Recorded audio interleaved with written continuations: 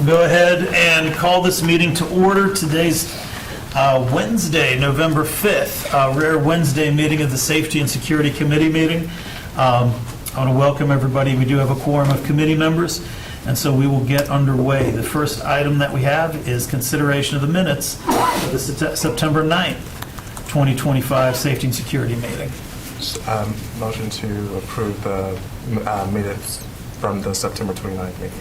Great. We have a motion to approve the minutes. Is there a second? Second. Second from Dr. Ing. All in favor of adoption of the minutes, say aye. Aye. Any opposed? All right, the minutes have been approved.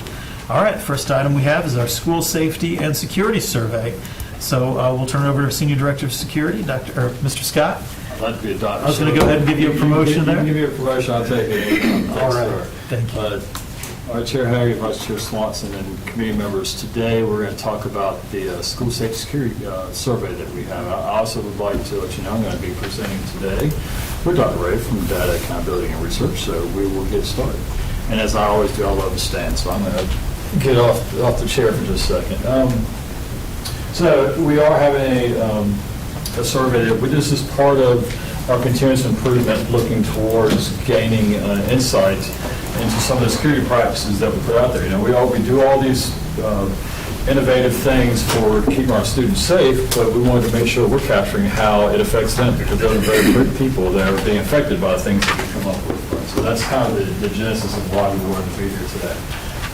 Again, we're collaborating with our Data Research and Accountability Department, and Dr. Ray has been so helpful in getting this off the ground, because she is much more of a data person than I am. So we want to describe the survey's purpose today. We'll give you a survey of intended outcomes. We'll talk about the administrative plans of how we're going to actually deploy it, and then we'll talk about some of the results and how those things are going to come about. So our strategic plan alignment aligns with Party 3, AIM 18. So again, this is part of that, making sure that we have a consistent service for every student in an inviting and safe environment for them to come to school. And it is prioritizing a safety upgrade, including safety plans, and this is going to be driving part of that, and this is getting that baseline data that we need to do that. So from that point, I will turn it over to Dr. Ray, so she can talk a little bit about the instrument itself. Students need to feel safe before they can learn. And as Mr. Scott shared, it's important for us to understand students' feelings about school safety so we can support their academic success. Tapping into student voice makes school initiatives effective, and it can also foster a sense of trust and ownership within the school community. So we built a research-based student voice survey to give our high school students the opportunity to share their honest perspectives about their school's safety and security. The survey development included 2 phases. First, to develop the survey questions, we consulted the research literature and publicly available surveys. Then we interviewed a few students to pre-test the drafted questions and to identify any areas that needed revision before the administration. We are inviting students to participate in this survey to help shape their individual high school environments. And the security department will use the findings to decide how to improve individual school security. The survey will be administered to students at our high school starting December 1st. We will let our essential partners know about the survey by sending a notification in the principal email blast and by providing schools with a family letter in both English and Spanish. We will also work with principals and teachers to communicate to students about the survey, which will be online and accessible through their Wake ID student portal. The survey is anonymous. It will be available in English and Spanish. All the questions are optional except for which school the students attend. So our reporting results will include 3 different formats. First, we'll give a general overview of the findings for the open board session. Then within the closed session, we can dig deeper into individual high school findings, and of course, all high school administrators will receive a copy of their school results. Now we can open it up for questions.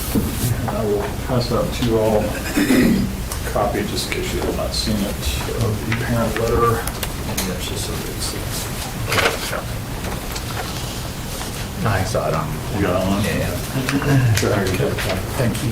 Let's just one. I saw it online as well. I have it pulled up. Thank you.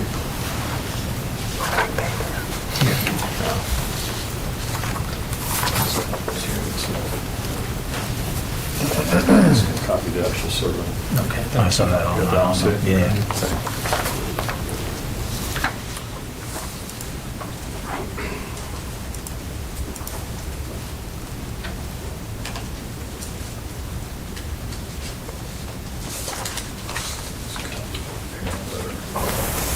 Copy the extra surveys.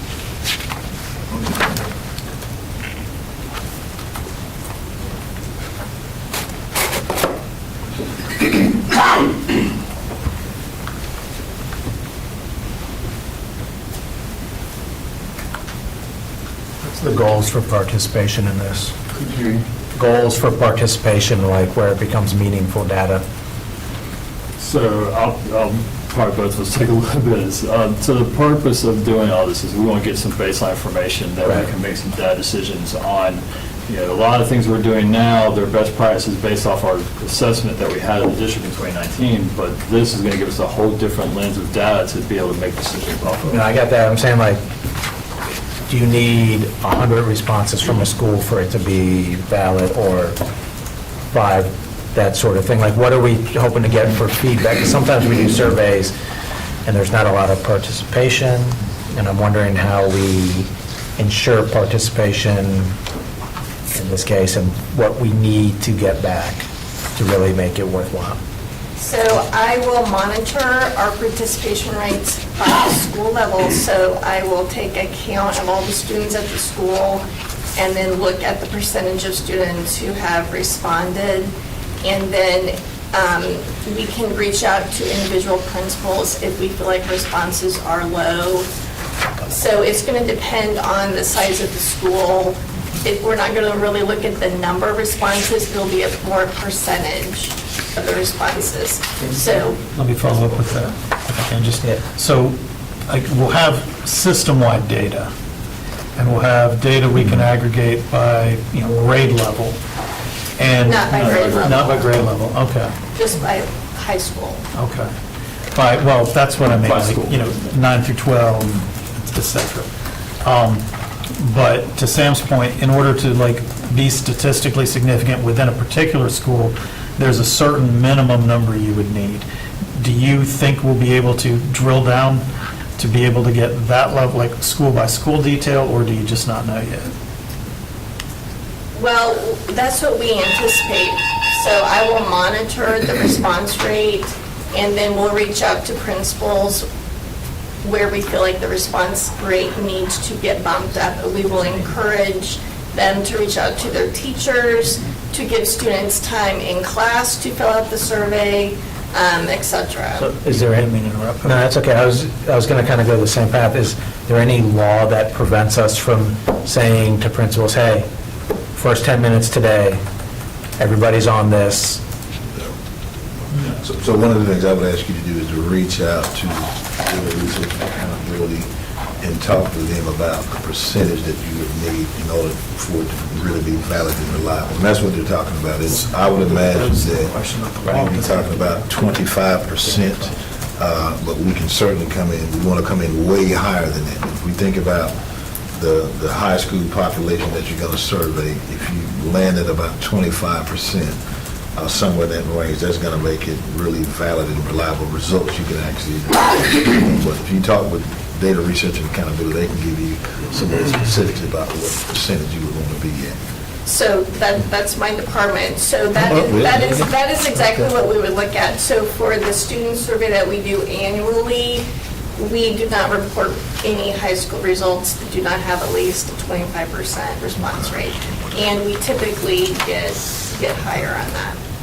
Is there anything that prevents us from having schools set aside, hey, on December 12th, I don't know what day of the week that is, in December, whatever, that's a Monday or Tuesday, everyone's going to spend 5 or 10 minutes, and we're going to have 1,500 or 2,000 submissions from a school. We don't, and then this goes to, does it need to be an opt-in as far as state law, or can we just gather this data that So way? I think a couple things. When we talked about how we were going to deploy this, Yeah. we have a window of time, right, from the 1st to the 12th to give, this is why I believe most high school principals do during their homeroom time is when they're going to want to do this. We wanted to try and give them a window so it wasn't paying them to a day to say, principals, you must on this day do, because we don't know what schools may Sure. have, so we give them a window of 12 days to do it. And I think what Dr. Ray was saying is if, like, we deploy the survey on the 1st, and let's say you're at school XYZ, and she's monitoring, and there's 2%, and it's been out for 4 or 5 days, then that's going to be an indicator for her to give me a call, and I will probably end up calling the principal and say, hey, we've got the survey, it's going to close in 6 days. We've noticed that you're at 2% right now.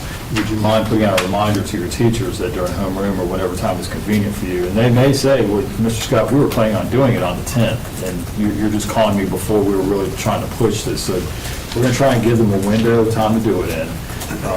I don't think it's, this is the first time we've done for our department a survey of this type. So it could be that we had the window initially open 1st to the 12th. And it may be that we have to open a second window to say, hey, these particular schools scored, 10%, and we need to do another push to get them to get their response rate up. So I feel like what we have right now is the best thing for schools. I'm trying to be as comfortable for the school environment to not push something else on them, to give them some flexibility in how they want to deploy it, and then we'll take a look at where they are with response rate, and if we need to go back and touch them again, we can do that. Mr. Swanson? Thank you. I guess I have a couple of questions. And thank you both for putting this together and, really being innovative about this. But I guess my first question would be, why would we wait now? Well, why conduct the survey now in December versus the top of the year when school is, fresh? You're able to really engage students, I think, at the beginning of the school year versus towards the December where they're getting ready for breaks and whatnot. So what was the... Great question. Why did you land on that? So the reason we landed on that date were 2 things. Ninth graders are coming out of 8th and they're coming to high school, right? I wanted to make sure they had some time to be acclimated to a new environment that they're in, to hit them, because we talked about maybe doing it the first week of September or right at the very beginning of school. I thought, what is a 9th grader, if I just got there, do I really know enough about my new environment to actually answer some of these questions? So I said, well, let's give them a little bit of time to be in that environment where we can really get, your 12th grader, your 11th grader, 10th grader, they've been there a while, right? They know the school, they know the things there. And I didn't want to lose a quarter of the school population because they were just new. So that's kind of what pushed us to where we were. And then there was another survey, I think, that there was another, I can't remember what's the one that's out there right now. Well, it's a student survey. It's an optional fall administration of our student survey, which not a lot of high schools participate in, but given that that's an option and the students already see an icon in their Wake ID portal, we didn't want there to be any confusion about our survey. So we wanted to give that one time to close and then this one time to launch. So I understand, not having freshmen, getting acclimated, but typically I know some high schools have homeroom that is just solely dedicated to freshmen. So could the freshmen set the survey out in September to give them more time and then allowing 10th, 11th, and 12th to participate in that first quarter or, the first time frame that you laid out in September, and then December perhaps giving freshmen a little bit more time or whatnot, just to, given the fact that there's a survey already open and not necessarily knowing how students are going to engage, I'm just concerned that students may not take this survey seriously. And so therefore, how do we really center their voices and their needs when they're not necessarily looking at these surveys or understanding, how to maneuver through Wake ID, because we have a lot of students who don't necessarily utilize the portal, they'll utilize their personal email. So is there an availability for those students to use their Gmails or whatever emails they use that's not necessarily a Wake ID? I'm not sure how because I tried to piggyback on an existing track of how they were doing surveys already, and knowing that they were typically doing this fall survey in that manner, that's why I wanted to go ahead and do something I felt like students were, they know they do that survey that way, so I didn't want to throw something at them that's different. But I can definitely ask the folks in Heard about how other surveys are deployed, but that was the rationale behind how we got there. And Point taken, absolutely. And is there a way, in addition to that, having QR codes displayed around the school? So in case a student may not necessarily go through their Wake ID or whatnot, there's an option for them to scan it, knowing that we have the cell phone policy, but either during, beginning of the day, after school, something that, folks can hand out when they're checking in, just so it can, get a parent to say, hey, this survey's taking place, let's make sure that you're participating. So that way, it's not just solely relying on the student, but in addition, having that letter with the QR code. And then my final question, and then I'll be done, is, how do we incentivize these students to participate? I think that's a big culture shock that we have to do as, just like adults. If I get a survey, I may not want to participate. So if we're adults and we're thinking that, how are we going to incentivize students? Are we considering, having homerooms or schools do a little competition and say, hey, if you can get to this, something to, express the necessity of this, but also making them see this is how change happens. If you're concerned about an issue that's taking place, this is the appropriate venue to ensure that that change can happen. I think we would have to rely on the principals and teachers to help us with that, and we can give them talking points. It would kind of be up to them if they wanted to do any type of competition.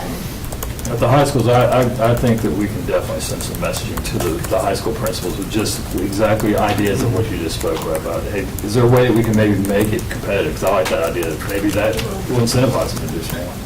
Well, I've taught high school, and I know it's pulling teeth trying to get students to engage. So, when you put something that has a little bit more excitement to it, as not saying, it's a way to ensure that you can get more than that 25%. Because if you look at an INLA that has 2,000 some students, and you only have 200 students participate, that's not enough data to really drive that decision. So I think if there's ways to incentivize students to take the lead, whether it's through the superintendent student leadership council, but just various folks to, become ambassadors to make this. So that's the way I'm trying to make this thing a little bit more, having some meat to it. My takeaway is find incentivization to get more students to participate, because we got a little bit of time before we launch it, so we can do some things. Yes, sir. Before you take it too far away, I want to give my concern around it on how we do that, because I think you make a valid point. But what I worry about with survey research is the authenticity of the data. And if you give people a reason to submit more than one response, have you then tainted the data pool and tainted the responses? We've seen student competitions sometimes where people will create fake accounts, do things to pad things, right? So we want as high participation as we can, but if we want to incentivize it, then I think what we need to do is, I think you do have to do it through the ID portal or through the student's WCPSS Gmail account rather than a personal one. That way, you can have the competition that you're talking about, you can incentivize it, but you can also guarantee that each response is a unique response to a student and not just like someone, auto-generating 100 responses. So, if we incentivize it, let's try to... Some guardrails. Yeah. I hear you. Okay. And that addresses my concern with it. I do think another just system question for you. I'm going through the survey, and when you ask a question, there's always different strategies about how you collect the data, what scale you use. I think for some of these in the later part of the survey, we're using subjective standards. How often are people respectful to each other? Almost always, frequently, sometimes. I think that's fine. But then when you get to the last question, 12, how often do students get into physical fights at your school? something like almost never, once in a while, sometimes maybe too subjective versus something like a daily, weekly, monthly, almost never, or something like that, because to one student, sometimes could be, I've seen a fight since I've been at school, and to some students, that could be, oh yeah, there's a fight once a week. You know, and I just think your responses could range really wildly from what students are actually seeing based on just how they read some of those terms. I think with the others about how you feel, I think that subjectivity is fine, but for that one, where there's actual physical occurrences, you might want something a little more specific, you know. Yeah. Are there other questions, Dr. Ng? I also had that same concern about making sure that it's one survey per student, and that we're not stuffing the ballot box, so to speak. The other thing was, some of them have, you can check more than one box, right? On question 3, and then the question 4, that kind of refers back to question 3. So there may be a person who may experience a different reason for a different location. And so I'm just curious like how you're going to capture some of that. I guess you have an open-ended box there, right? We do, yeah. We would hope that they would explain in question 5 about that.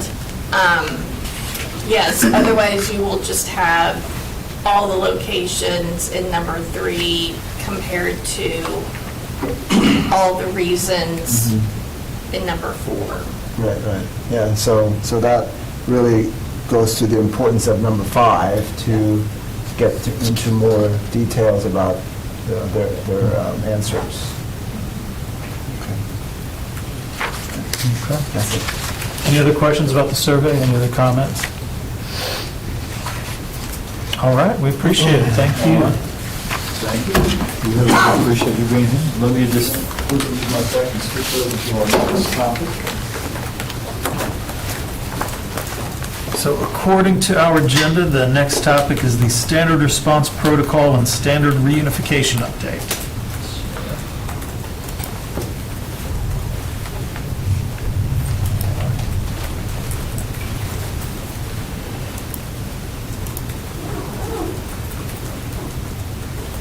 All right, so as not only the committee but the full board heard some information before about us wanting to change our emergency response procedures. This is just a quick update on where we are so far with that, because it is a large lift for the district.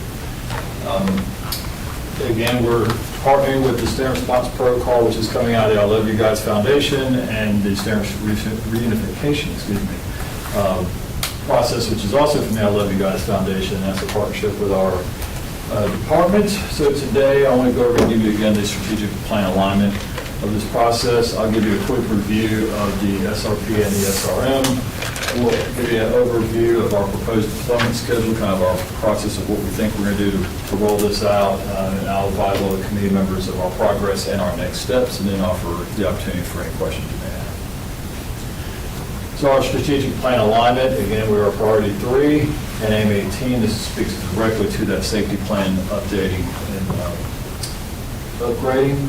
So let's do a quick overview and reminder of just what is the standard response protocol.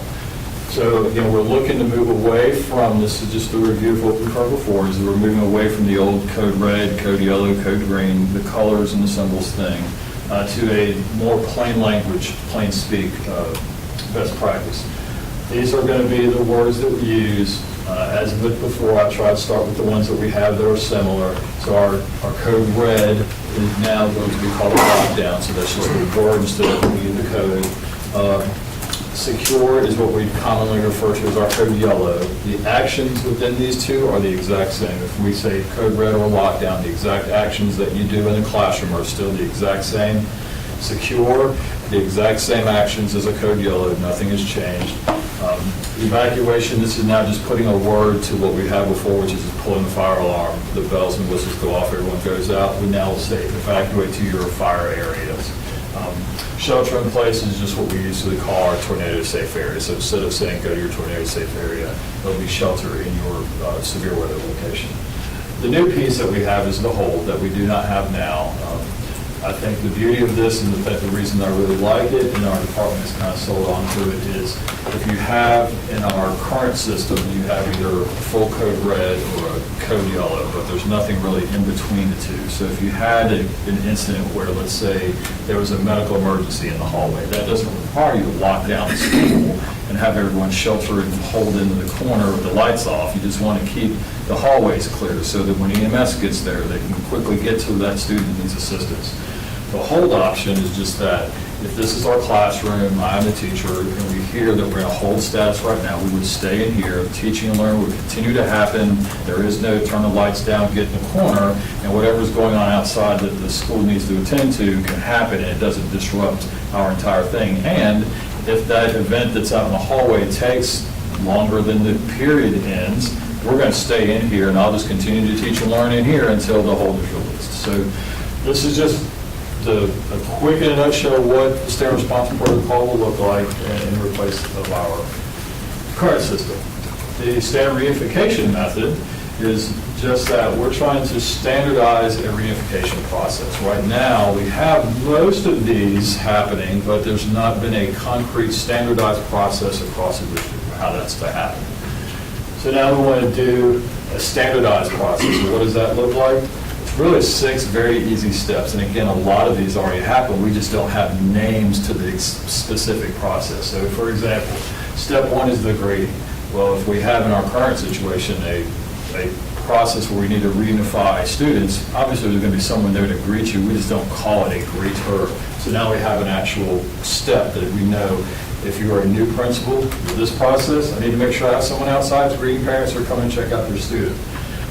The card completion. This is a little bit different than what we had before. The actual standard response reunification has a card that's a 2-split card that has a student demographic name on it that goes in half, and I'll explain why, and a step is coming up. So the parents will be filling out that card that we'll supply the schools will have. We verify the ID because we need to know that that person picking up the student is exactly who they are, that they're a verified person that can come pick a kid up from school. We still do that today. So this is these 2 steps so far already happening. Then we go to reunification area. So that would be a place where the students are. It could be their classroom, it could be the gym, or wherever the students are. That card I spoke about before, I would have a runner that will take the top half and go to, in this case, Mr. Scott's classroom and says, we need Mr. Canterbury as the student. Yep, I'm going to give him to the runner with that card, and he's going to go to the student reunification area. That's where the parent is awaiting, and we'll validate in our accountability step that the Lance Canterbury kid was reunited with his parents, and all that will be processed and done when all students have been reunified. So that is, in a nutshell, kind of the process. And again, almost all of this already happens. It's just, again, putting some formalization to the process. And this step 2 is a little bit different than what we currently already do. But again, majority of this is standardizing a process that we've got most of it in place now. So how are we going to get all this out, and when are we going to do that? So we're looking at probably the best way to do this is by calendar options, right? Because we don't want to do a training module for traditional people in March, and then they're out April, May, June, July, and they come back and this thing is there that is the first time they've ever heard of any of it. So we've kind of put these boxes together with a rough day on. This is just a tentative schedule of how we think we're going to do this. By month and year of how this is going to fully roll out, and we're going to end up in September 26th being done with this. Each of these blocks will have these 4 modules of training in there. So for example, if we were going to March 26th in a year-round calendar time, they're going to get initial information that's going to have a short 2-pager. Probably just going to be what I just went through with you all, a quick synopsis so they're not reading a whole lot to understand what it is we're pushing out. Then you're going to have a module for administration training. So the school administration will get a module of training. The staff, the teachers there, they will get a module of training. It's a little bit different, a little bit lower level than what the administration gets. And our students need to know exactly what is their expectation in both of these processes. What do they need to know? And obviously in the reunification is not a whole lot they need to know other than walking with the reunifier to their parent, but they do definitely need to get and understand what we're going to do with our standard response protocol processes. So our progress of the project so far, we've done a draft of the training schedule, which I just went over with you. We actually had, I Love You Guys Foundation did a training through the Center for Safer Schools in Greenville last week, and we sent 2 of our team members there for that training. That's a train-the-trainer thing, so they brought back information to give us. We've already done this presentation for the chief officers and superintendents, so they've been advised of what we're doing. We created an advisory committee of grade level principals, so we have an elementary, middle, and high principal and an area superintendent on a committee that kind of push things through, say, hey, is this, and they've kind of helped us craft that schedule of deployment, because they were like, well, I'm a year-round guy, this helps me better, and this will work better for me if you do it this way. These are the kind of modules we need. So they're my brain trust I go to kind of help craft things as we're going along. We're also collaborating with the Division of Principal and Assistant Principal Security Committee, so that's a whole different set of principals that we meet with. As we get information from our advisory committee, we kind of beta test the idea through the division before we really want to launch anything else. We're trying to gather as much information on the best way to do this to be least disruptive to our schools.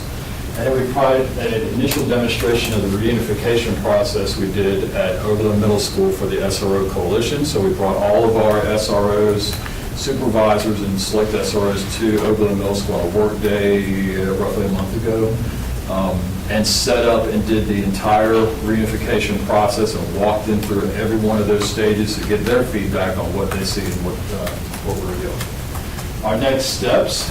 So we're going to begin creating the training modules. That process has already started. We're going to conduct a demonstration of the reunification process for the division principals, because again, we want to let them see it. It's easy to kind of explain it and see it in a chart, but it's best, some people learn better if they actually walk through the process and see it versus me just explaining it to them. And then we're also preparing to find bids for printed material and identifying a funding source. So every staff member will get, currently they get a lockdown card that has kind of our lockdown information on it. The same thing will happen with this, that will go into their badge holder, so they'll have a quick reference guide, and every classroom will get like a large-scale poster that will have pretty much the layout of the standard response protocol on it. And I'll take any questions that you have this time. All right, Mr. Hershey?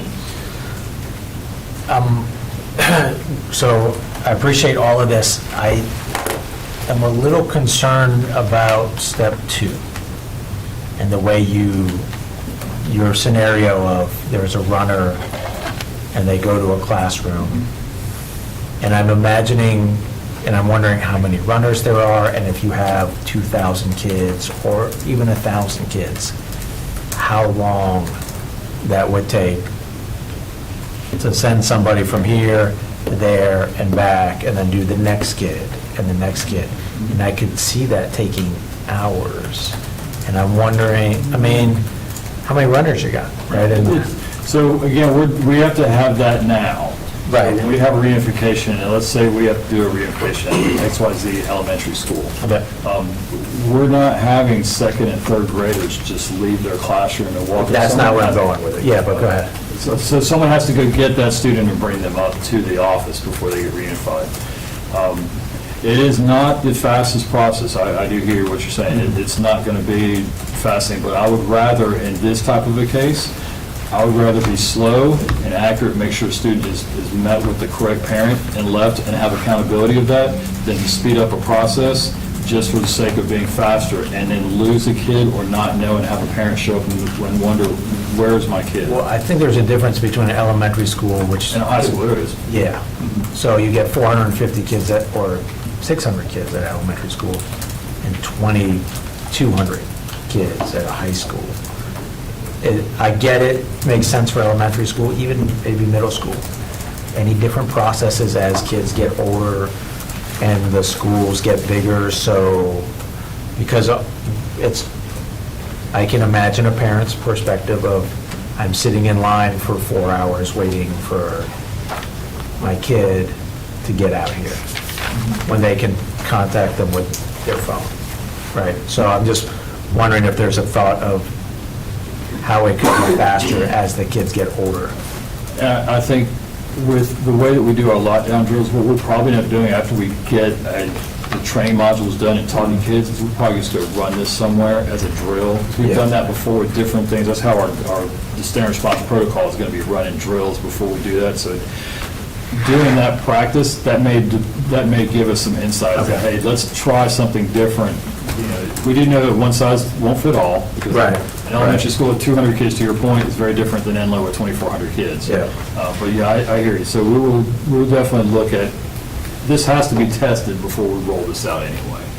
So hopefully that will give us some insights. And I didn't know if we have good communication tools through Infinite Campus to connect to teachers, or there's a, for the high school level, not for that, where you don't have to use the paper card, and you can, as an individual, say, all right, I need this student from this class, and they can be reached. Great point. So something I just learned recently, like within the last week, our visitor management system provider, Verkada, has also partnered with I Love You Guys, and they have, it's in the very infancy that they are pushing and trying to blend these two things to where this process can be done through the iPads, through an electronic means.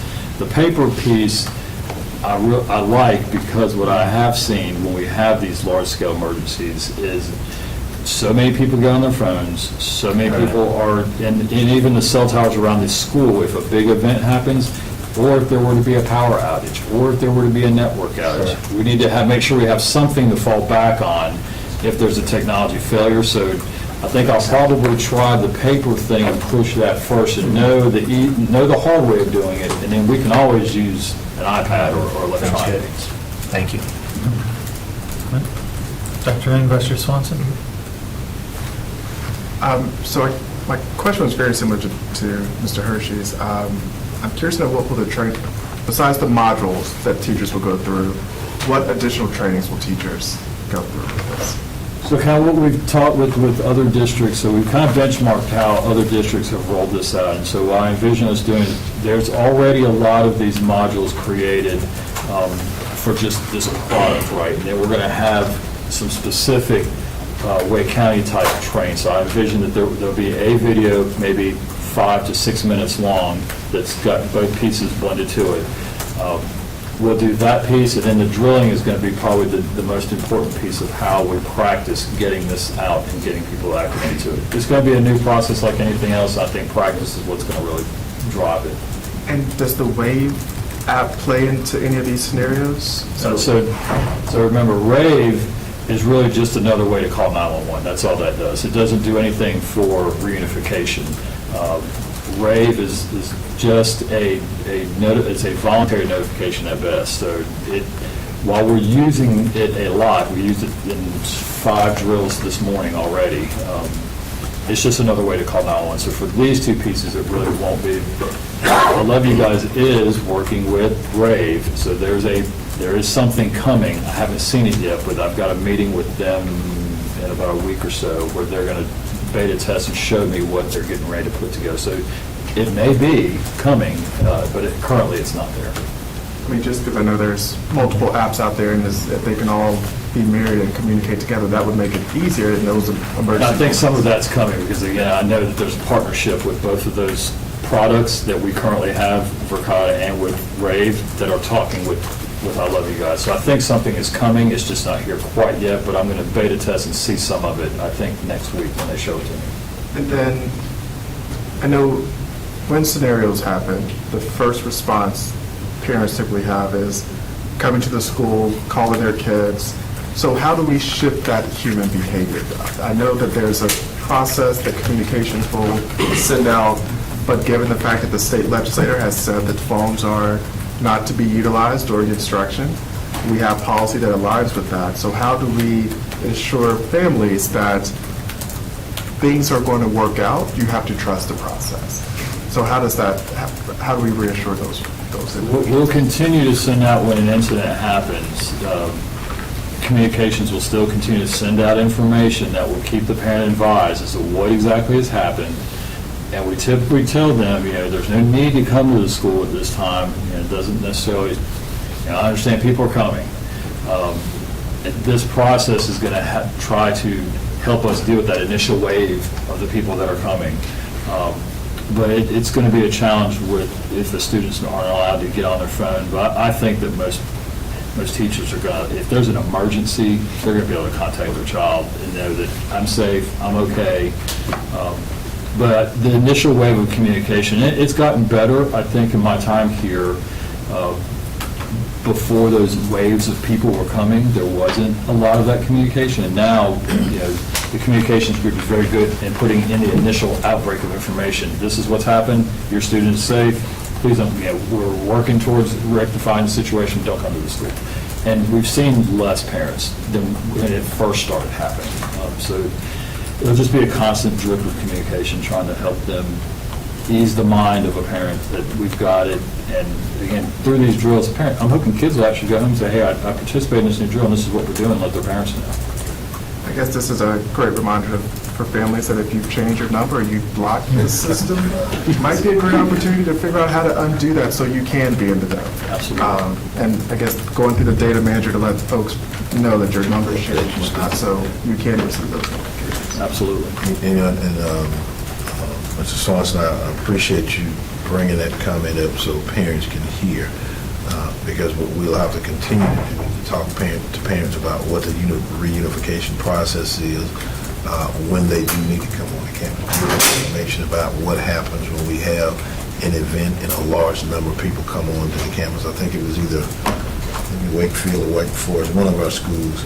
There was an incident and emergency management vehicles couldn't get through because parents blocked everything up. So, as you said, it's going to be a constant struggle, but you're right, as long as we can remind them of what the process is and hope that they adhere to that, and then things should happen very quickly, but always a struggle. All right, thank you. Dr. Ed?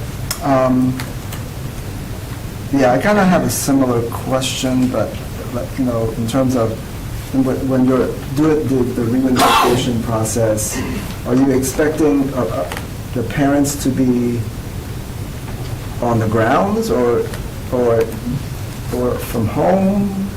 I mean, You say, well, because it goes to Dr. Taylor's point is that there, if all the parents are there, that means all the cars are there, and you're potentially blocking emergency vehicles. So would there be a way to communicate to the parents or say that the reunification process can be started not on campus, but even before they even so let me have to arrive? Let me try and I think I understand your question. If we have a partial reunification, let's say what typically happens more so than not would be we had an incident, a threat, let's say, and a lot of parents have come, but we're not dismissing school, we're not closing school. It's just a lot of parents have decided, I'm going to come get my kid out of school today. When we have those, we have already met with every one of our law enforcement partners. They have been acutely aware of this type of problem happening. The first thing they do is help us with traffic control to get manageable amounts of cars onto the campus, to get people in an organized way to check out their child, instead of having just a rush of all these cars. To Superintendent Taylor's point, we don't want roadways clogged up to where if there was an emergency, an ambulance or fire truck couldn't get onto our campus. So law enforcement is going to first try and control the traffic flow so there's an orderly coming onto the campus. Schools through this process will then have an orderly way of getting, it's not going to be open the gates and let everyone come into the office to just try starting this process. When we did this at Oberlin Middle, we had literally a mock setup of a reunification piece where we had parents have to line up, go through the process, not all at the same time. There was small numbers to get them through. So, but it's a manageable. It's managing the chaos that comes, and it's different in every school. It's different in every situation. The numbers dictate how that looks. But I think as long as we have that initial control, we've been doing it to where it's pretty manageable, I think. This is just going to make it better, I believe. Yeah, I think some of it is that there's, I don't want to say confusion, but we use that term reunification, And just throwing it out there, a lot of people don't know necessarily what it means. And then sometimes we see it described when students have to be moved out of the building, evacuated to a different site, then they are reunified with their parents, but their parents don't know where to go. But if it's also just, there's no evacuation, there's no movement, it's just parents heard there was a lockdown or a code red, and they're just driving to pick it up. When we use that same word, reunification, for that, it kind of, it's like a different situation than when you're trying to move kids. You know, kids have been evacuated, maybe the building is closed, right? Something happens at the end of the day, and you know it's 3 o'clock, but, you know, it's going to take an hour to sweep that building. So kids are leaving campus versus kind of like just crowd control. I mean, do you see these different, or is it all just sort of in the same family? So I think what we have really are partial reunification, which I think what you've kind of described is what commonly is maybe called a mass checkout. Yeah. The school's not dismissing. It's something that happened at like 11 o'clock. The threat is over, we've resolved it, but 600 parents are coming. That's still really a reunification, because you're coming for the purpose of getting your child, but it's not like a checkout, because a checkout is 2 or 3 people coming at one time. We're just kind of, again, just like standard response protocol, we're calling it mass checkout today. We're calling it reunification when we start training. We want to use that same terminology, whether it's that or evacuation to the football field, or God forbid something has happened where we have to pick the school up and go to a completely different location. All of that, the process is reunifying you with your child. So we'd like to call it what it is. It's reunifying you with your child when an event has happened that is different than a normal school day. Snow comes, that's not reunification, because that's going to be early dismissal. That's different than something has happened at a gas leak where we need to send people home. That's an early dismissal versus something where we're not closing school, people are just coming to get their child. But if you closed a school because of a security incident, I mean, people would still come to pick up the child. I mean, if it's a bomb threat versus a gas leak, it's still, ultimately, the kids are out of the school, you're shutting it down, and parents are coming to pick them up, right? So in that example you just gave, gas leak, it's not a threat to the school. Down the road, gas line got cut, we need, there's snow, we got to dismiss school. So we're going to do an early dismissal, but we're still going to have more people coming. So that mass checkout is still a reunification of the parents are coming in a large drove to pick up their child. It's probably not going to be as big as like if a bomb threat happened, but we still are doing a partial reunification of students that didn't happen at dismissal, because the other part of that is buses are coming. It's a regular dismissal for those students if their parents aren't coming, but we still want to have a process that's got accountability attached to it when there's a large number of people coming to pick their child up, regardless if it's a bomb threat, a gas leak, an HVAC problem, whatever it could be. We want to make sure we have a standardized process for getting them out. So, Mr. Chair, I guess it's my job to create work for people, but, this makes sense to me, and I think, just actually email Kendrick and Sarah, but I think what we can do is create information videos that we can share with parents to let them know the kinds of things that we would want them to do over these various type of events, saying that if there's, a reunification where a parent has to come pick a kid up, what that process would look like, how we would expect them to perform. If there's an event that's, a bomb threat where kids are not being removed and parents want to come, just a way that we can update them or give them information about what the expectation would be, so there won't be a complete surprise. So I sent you all a message, and we'll just kind of brainstorm, but I think any opportunity we have to inform people what we want them to do, that's going to make it much better if we haven't said anything to them at all and they just show up. And the training modules, that's what was in there. There was a section where the training modules are going to be for staff, students, administration, and the community or parents. So those modules are there. It's just a matter of how we're going to deploy each of them. But yeah, we're not going to just send out the stuff to the schools, and then parents show up, I have no idea. But no, there's 4 modules, and they're all different for each audience. Halfway there.